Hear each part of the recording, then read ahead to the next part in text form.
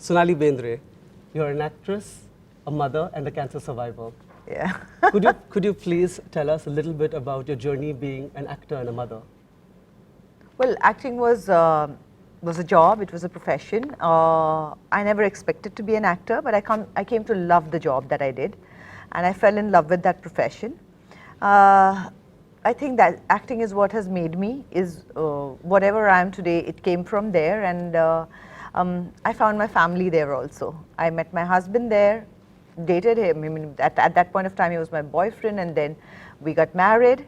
And so I have a family from the same profession. So this profession has not just given me the material and the money aspect of it, but I did find a family here also. So there's a lot of connection and there's a lot of bonding, I would say, where acting is concerned. As a mother, well, what can I say? One of a cliche, but one of the most wonderful feelings. I think it's an ongoing process, and all I can say as a mother is that I hope I get it right. Fingers are crossed, prayers are hard. That's about it. What else can you say? That's amazing. So, Sonali, what led you to being an author? My parenting, what I went through, and when I was looking at the things that I was going through to understand how to bring my child up, and I realized that it was such a unique journey that I had to document it. And so when I wrote the book, I've always said that I used to have this little book in which I would write down all the things that were my insights into it, and my friends were like, listen, you need to write a book on this.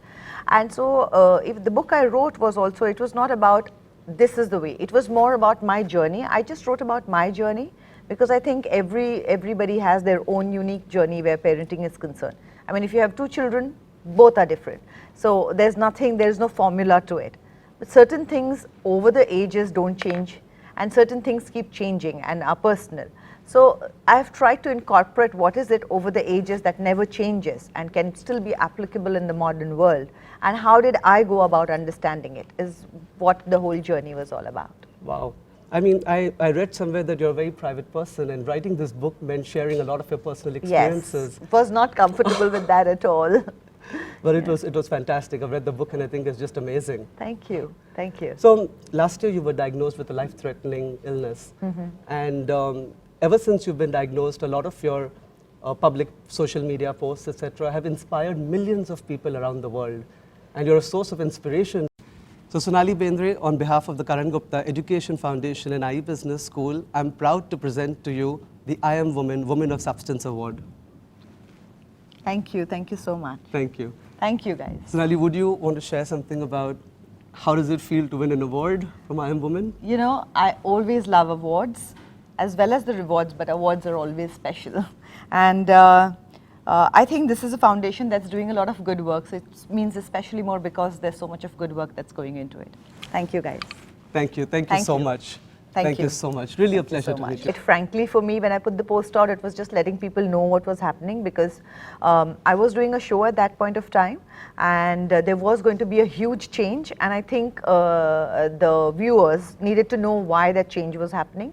I didn't want any gossip around it.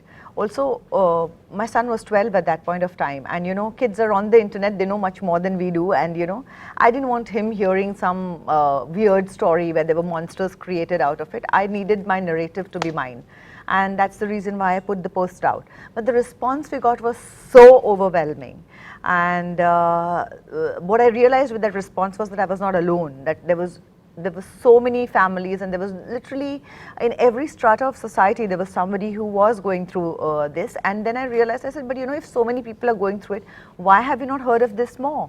And I realized that people don't share and they don't talk, and I don't know what is the taboo about this illness, but people don't talk about it. So when there was this outpouring and they started sharing their stories with me, my second post was just to say thank you, because it really made me feel I was not so unique and alone, that there were people who had survived and who were living well, and it gave me a lot of hope, and that is what it was. And then by then it was like a dialogue that had started with the people who were following, because there was so much of so many what do you say, you know, inspiring stories. There were so many helpful things, tips that were coming, that the dialogue just continued after that then. Wow. So I think something that a lot of people want to know about Sonali is, where do you find the courage? Well, I don't think it's courage. I just think I'm trying to cope with what is happening.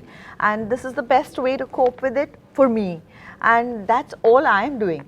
Like you said, if it is inspiring people, I'm so glad it does. But that was not the intent. I'm just being selfish. I'm only trying to cope with it myself. Wow. And what advice would you give young women today who want to be like you? You're a role model now. Well, my mother always said, never, unless you're independently earning, do not get married. And I think in our country today, I think that is one thing that I have always said. I found that sentence to be very, very, what do you call it, gave me a lot of strength. Because unless you are economically independent, you can never really stand up for yourself. And the first thing you need to do is be economically independent. Then it's up to you if you want to give it up tomorrow, later on, that's different. That's a choice you make, but you have to start out with being economically independent. There's always a certain kind of inequality in your relationship.